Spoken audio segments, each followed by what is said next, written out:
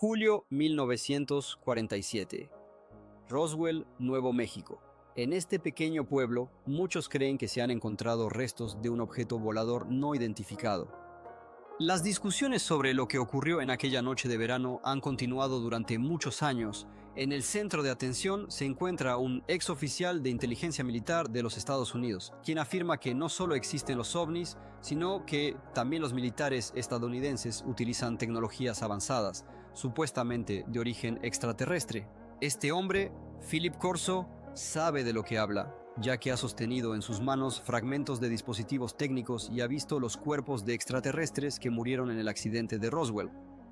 Al día siguiente de los eventos en Roswell, en el verano de 1947, el mayor Philip Corso patrullaba la base militar en Fort Riley, estado de Kansas. En ese momento se encontró con algo que desafió todas sus concepciones sobre la tierra y los cielos.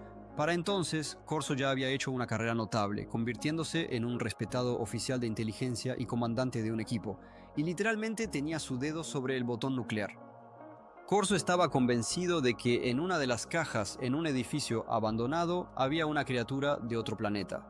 En su libro, titulado El día después de Roswell, describió los eventos de aquel día y otras revelaciones. El libro fue publicado en 1997 y rápidamente se convirtió en un bestseller del New York Times. Durante la presentación se le acercaron 5 coroneles que confirmaron la veracidad de todo lo que había descrito. Philip Corso falleció en 1998, pero el material publicado en su libro sigue generando controversia. Hoy se contará por primera vez la historia de su carrera militar y se presentarán materiales sensacionales sobre los ovnis. En 1942, un año después del ataque a Pearl Harbor, Philip Corso, un chico de un pequeño pueblo en Pensilvania, fue reclutado en el ejército. Durante la Segunda Guerra Mundial se convirtió en oficial de inteligencia y luego, a la edad de solo 29 años, en contraespionaje en Roma. Su tarea era buscar y eliminar agentes soviéticos para garantizar que después de la guerra, el gobierno de Italia fuera amistoso y no comunista.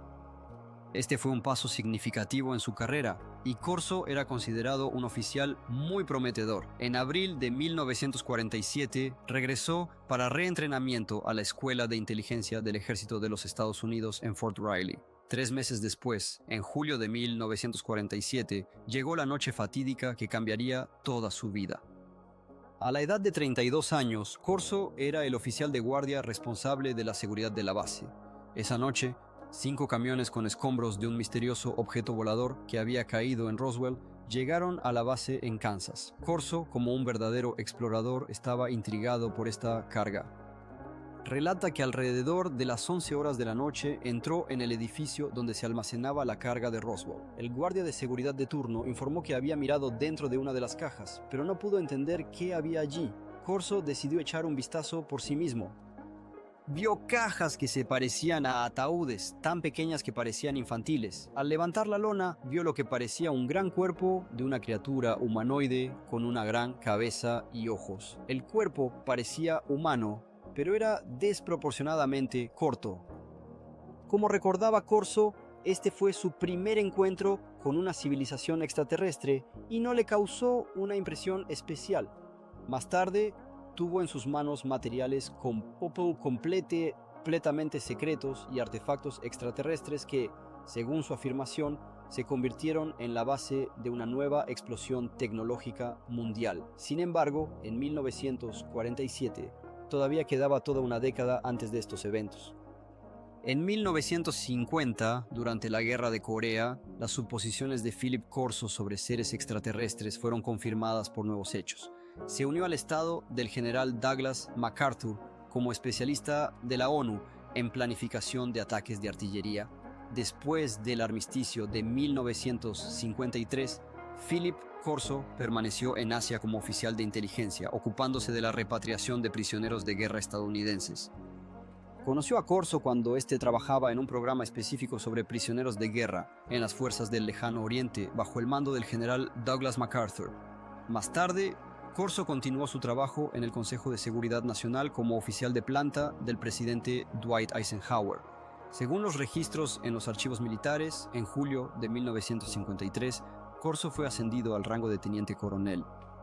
Afirmaba que era un consejero de confianza de Eisenhower y que fue él quien informó al presidente sobre la creciente infiltración del KGB en la CIA. Corso recordaba cómo gritaba sobre esto en el Consejo de Seguridad Nacional. Según sus palabras, Eisenhower lo nombró comandante de su unidad de combate personal en agradecimiento por sus méritos hacia el país. En 1957, Corso se convirtió en comandante de un batallón de artillería en el campo de pruebas de misiles Cañón Rojo. Para octubre de ese mismo año, ya comandaba un regimiento en Alemania Occidental, desarrollando nuevas estrategias para la selección de objetivos para ataques nucleares. Corso demostró a todos que podía obedecer órdenes, pero también mostraba iniciativa, ya que era el comandante de una batería de armas nucleares. Si en la década de 1950, cuando sirvió en Alemania, hubiera comenzado una guerra con la Unión Soviética, habría tomado decisiones unilaterales sobre el uso de armas nucleares que estaban bajo su mando. Sin embargo, tras su regreso de Alemania, la carrera de Corso cambió drásticamente. Un talentoso oficial de inteligencia, un intrépido contraespía y un comandante de artillería, bajo cuyo control se encontraba el arma más poderosa del mundo, de repente se convirtió en reservista de la Guardia Nacional. Desde octubre de 1960, Corso prácticamente se retiró, continuando su servicio a tiempo parcial como asesor de una unidad de la Guardia Nacional.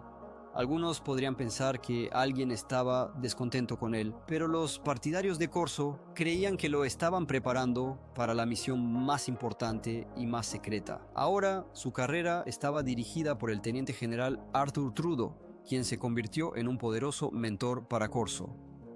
Trudeau, graduado de West Point en 1924, rápidamente ganó reputación como un oficial con visión de futuro y bien versado en alta tecnología.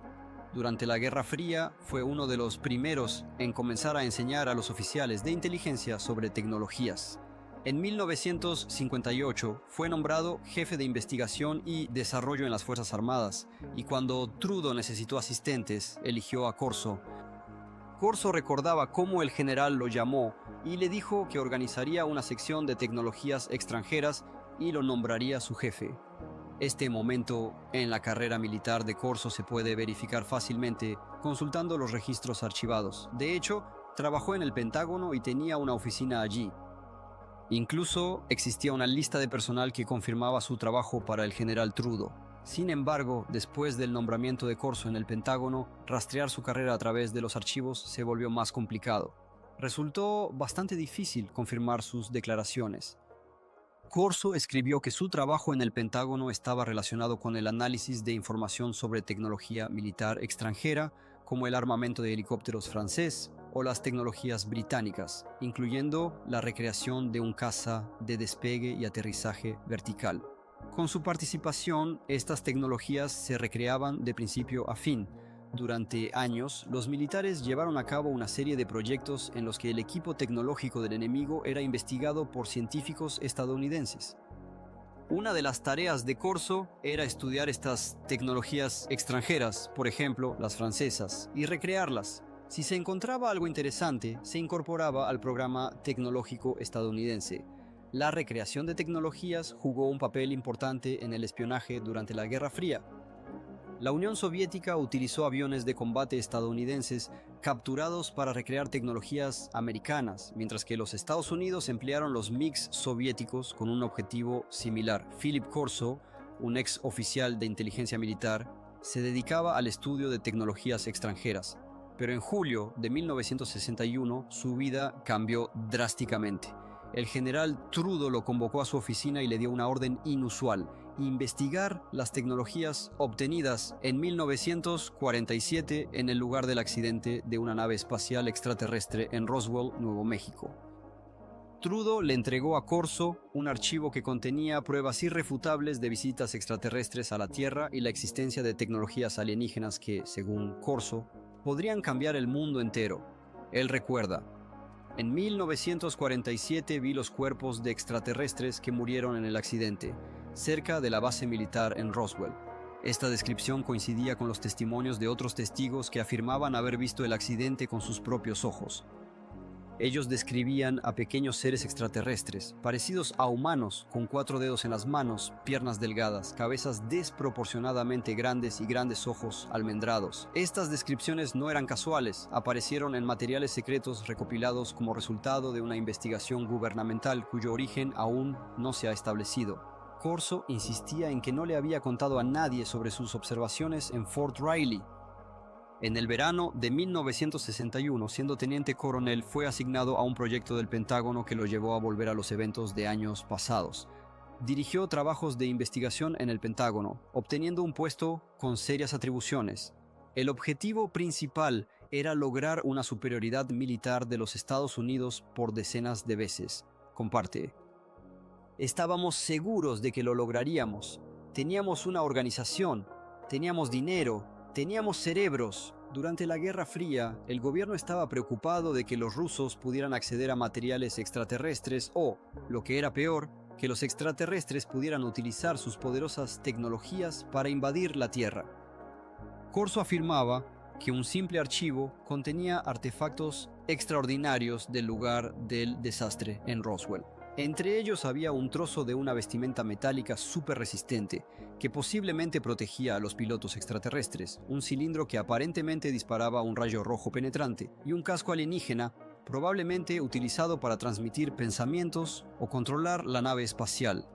Corso también descubrió un conjunto de circuitos eléctricos en miniatura que podrían haber sido preparados como componentes de microchips, con un cable flexible que transmitía luz y lentes que permitían ver en la oscuridad. Se presume que fueron extraídos de los ojos de seres extraterrestres. Para desentrañar el misterioso contenido del archivo, Corso se sumergió en documentos gubernamentales secretos que informaban sobre tecnologías extraterrestres descubiertas en Roswell. Según sus afirmaciones, algunos de los más destacados científicos del mundo, como Werner von Braun y Robert Oppenheimer, tuvieron acceso al lugar del accidente. Corso recuerda que el teniente general Rudo le dio carta blanca para seleccionar su propio equipo. Podía incluir en este equipo a quien quisiera, ingenieros científicos, e incluso, y esa fue mi solicitud, alemanes. Solicitó llevar a algunos especialistas alemanes. Basándose en un exhaustivo estudio de los informes sobre Roswell, Corso desarrolló su teoría sobre el principio de funcionamiento de la nave espacial extraterrestre. El teniente coronel creía que la nave podía realizar saltos, afirmando: no voló desde algún lugar hasta la Tierra, saltó hacia nosotros. Según las afirmaciones, alrededor de la nave existía una especie de onda que le permitía funcionar no solo como una nave espacial, sino también como una máquina del tiempo. Para cubrir tales enormes distancias, la nave debía salir de nuestro habitual continuo espacio-temporal, caer fuera de él y aparecer repentinamente en un nuevo punto. En los cuadernos personales de Philip Corso había bocetos que confirmaban visualmente su concepto. Supuso que la nave de los extraterrestres era controlada mediante un casco telepático que se ajustaba al cráneo del ser. Este casco, en su opinión, podía ser girado, alineando sus sensores con diferentes áreas del cerebro y las imágenes que surgían. Corso insistió en que había completado la fase inicial de la investigación y estaba listo para pasar a la siguiente fase. Tenía la intención de transferir las tecnologías extraterrestres obtenidas en Roswell a algunos especialistas para su posterior desarrollo. Imagínese lo que habría sucedido si la nave espacial hubiera tenido un accidente en la Tierra y los terrícolas tuvieran acceso a fragmentos de tecnologías extraterrestres. Corso, según se afirma, las descubrió y las distribuyó en laboratorios de investigación, lo que, según sus palabras, llevó a un cambio total en las tecnologías más avanzadas de la Tierra. A principios de la década de 1960, el poder militar estadounidense estaba centrado en ganar la Guerra Fría. El teniente coronel Corso quería utilizar en esta lucha las tecnologías de los extraterrestres obtenidas en Roswell. Para finales del verano de 1961, comenzó a contactar con laboratorios militares sobre artefactos extraterrestres. En estos laboratorios también trabajaban científicos civiles que procesaban material secreto. Corso se sentía cómodo trabajando con ellos, ya que el acceso a los trabajos secretos era una preocupación de los propios laboratorios. En América existían numerosos laboratorios de alta tecnología donde científicos civiles trabajaban en proyectos militares clasificados. Los Álamos, lugar de realización del Proyecto Manhattan, posiblemente era el más conocido de ellos. En 1961, Fort Belvoir, en Virginia, estaba desarrollando sistemas de visión nocturna en el marco de 10 proyectos. Corso afirmaba que este era el primer laboratorio al que había transferido tecnologías extraterrestres. Sin embargo, Corso no podía declarar esto abiertamente. Para transmitir la importancia de sus hallazgos, necesitaba dirigirse específicamente a aquellos que entendían estas tecnologías. Según Corso, los testigos de Roswell informaron que la nave de los extraterrestres utilizaba una tecnología conocida como refuerzo de imagen.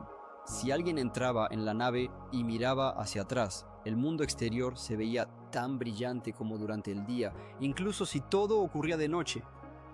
Corso también afirmaba que existían lentes extraídas de los ojos de los extraterrestres, que tenían la capacidad de aumentar el brillo.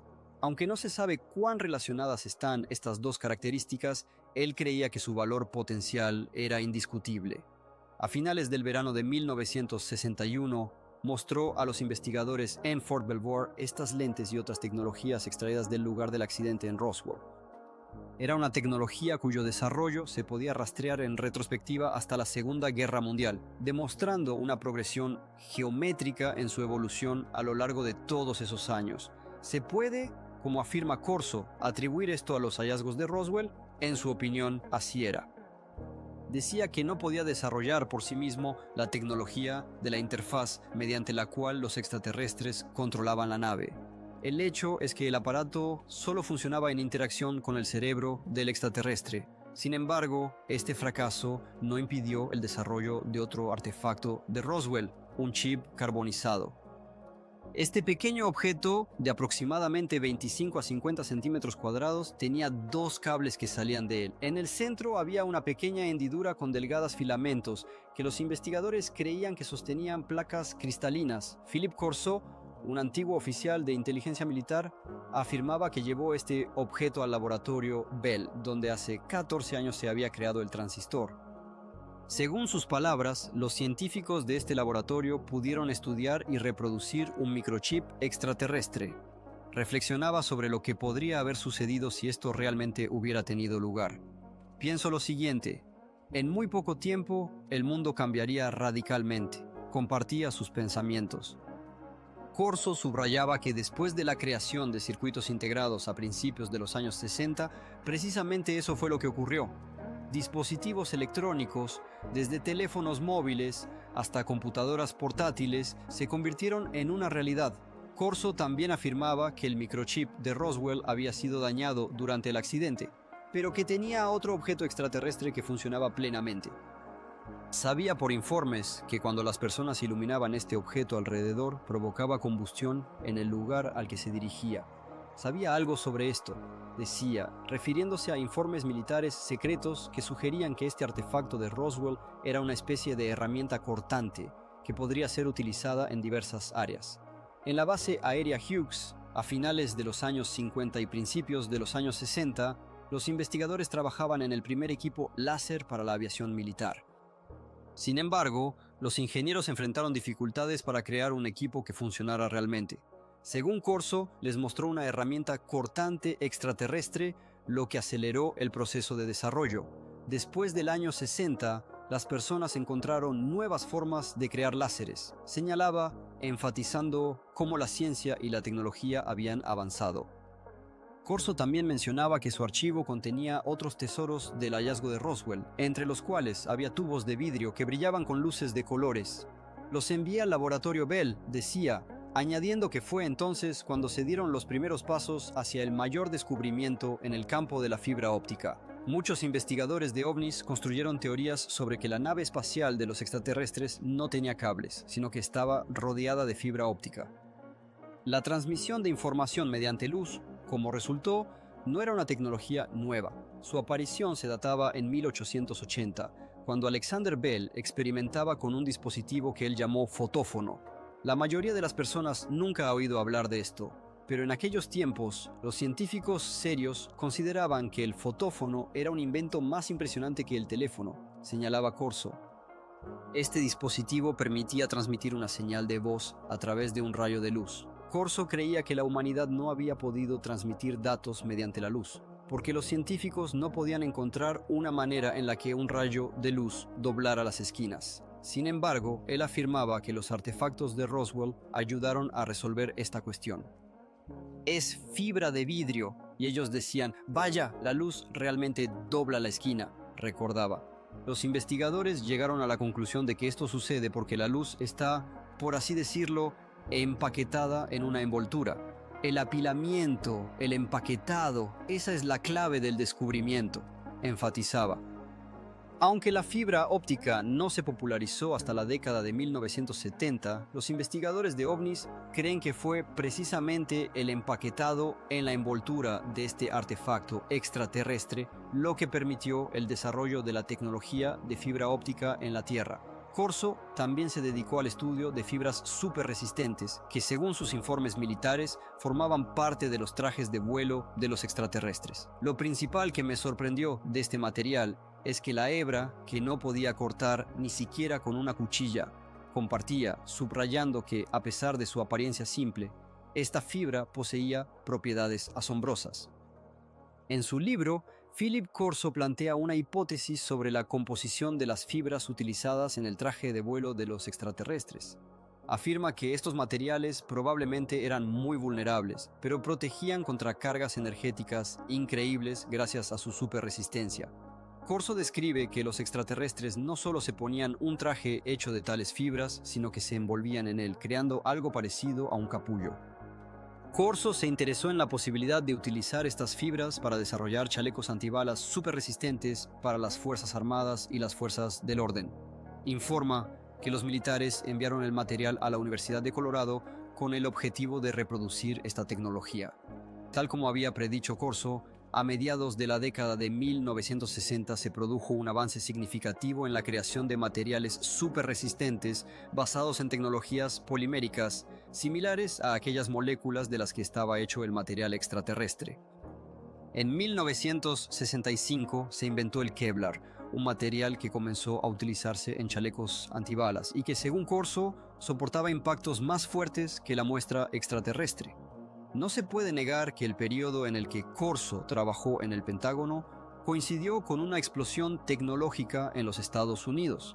Los partidarios de Corso afirman que las tecnologías extraterrestres jugaron un papel importante en este proceso. Sin embargo, muchos ven la situación de otra manera.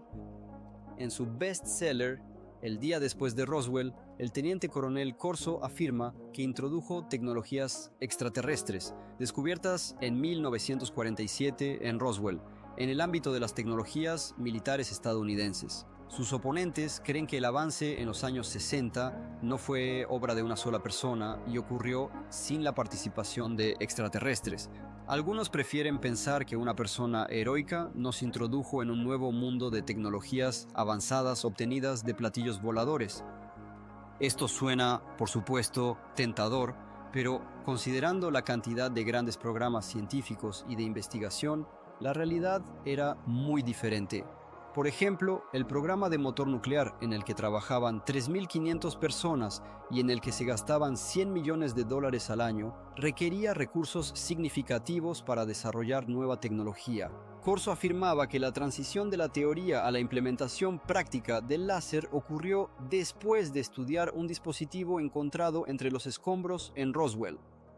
Sin embargo, para los historiadores de la ciencia, esto parece ciencia ficción. El láser es un ejemplo de un invento que no surgió de la nada. La historia del láser comenzó en 1951, cuando el físico Charles Townes paseaba por Washington. Tuvo una epifanía, pero el propio invento no apareció hasta años después. Townes recuerda: me desperté temprano por la mañana con ansiedad sobre el trabajo. No logramos avanzar. Aún había tiempo antes del desayuno, así que fui a dar un paseo por el parque. De repente me dije, espera un momento, podemos tomar moléculas, todo un conjunto de moléculas y todo en un estado excitado con energía excesiva. Anotó sus ideas y pronto comenzó a trabajar en el proyecto. Le tomó 2 años y $50,000 antes de que pudiera construir el primer láser, que en realidad no era un láser en el sentido habitual. La primera instalación láser utilizaba microondas, no luz invisible. El láser que opera en el rango de luz fue creado solo en 1960, 9 años después de que el profesor Townes esbozara sus primeras notas. En cuanto al papel decisivo de los extraterrestres en este descubrimiento, según Townes, no, los extraterrestres no tuvieron nada que ver con la tecnología del láser. Agrega que, desafortunadamente, los extraterrestres no ayudaron a la humanidad. Mientras que el desarrollo de las tecnologías láser avanzaba lenta y arduamente, los circuitos integrados se desarrollaban mucho más rápido. Sin embargo, el progreso más significativo fue alcanzado por los científicos ya después de la jubilación de Corso. En 1971 ocurrió un verdadero avance en el ámbito de las tecnologías, cuando Ted Hoff, un ingeniero, desarrolló la concepción de colocar todo el microprocesador en un solo trozo de silicio. Este paso condujo a la creación de un chip de computadora que, como subraya Hoff, no tiene ninguna relación con los hombres verdes. La principal ventaja del circuito integrado radica en la capacidad de controlar el flujo de electrones y en algunos casos incluso su ausencia. Hoff comenzó sus investigaciones en este campo en 1968. Sin embargo, no está de acuerdo con la afirmación de Philip Corso de que la versión terrestre del chip surgió gracias a una muestra extraterrestre encontrada en el lugar del accidente cerca de Roswell. Hoff señala que si hubiera ocurrido algún accidente, probablemente también habría habido destrucción que podría haber dificultado la investigación del equipo. También enfatiza que incluso si algún equipo hubiera caído en manos de los investigadores sin el contexto de su uso, no podrían haber entendido para qué estaba destinado. Hoff sostiene que para recrear circuitos integrados, como afirma Corso, se habría necesitado un microscopio electrónico de barrido, que fue inventado solo en 1966. Incluso hoy en día, para examinar un dispositivo similar, se requiere equipo potente, ya que un microscopio óptico convencional no proporcionará el resultado necesario. Hoff expresa dudas de que en ese momento alguien pudiera haber entendido qué tipo de dispositivo era. Corso también afirmó que los científicos fueron ayudados por cables de fibra óptica extraterrestres. Sin embargo, los historiadores de la ciencia refutan esto, señalando que la creación de tecnologías de fibra óptica requirió años de esfuerzo de diversas disciplinas científicas. Esta idea comenzó a desarrollarse en 1965, cuando aparecieron los láseres y se reconoció el potencial comercial de la fibra óptica. Poco después, un grupo de inversores lanzó un proyecto en Corning que condujo a la creación de la fibra óptica en 1970. Un rayo láser enfocado mejoró significativamente la potencia de la señal y los investigadores en Corning desarrollaron una variedad vítrea de silicio fundido capaz de transmitir mucha más información que un cable de cobre. Así, la fibra óptica se volvió comercialmente exitosa 10 años después de que Corso, según su afirmación, acelerara la aparición de esta tecnología. Sin embargo, el verdadero avance logrado por Don Keck, Peter Schultz y Bob Morer en Corning consistió en la creación de un nuevo método para producir vidrio. Corso también afirmó que contribuyó a un salto cuántico en el ámbito de las tecnologías de amplificación de imagen. Sin embargo, los historiadores de la ciencia señalan que las tecnologías que transforman la noche en día se han desarrollado a lo largo de décadas.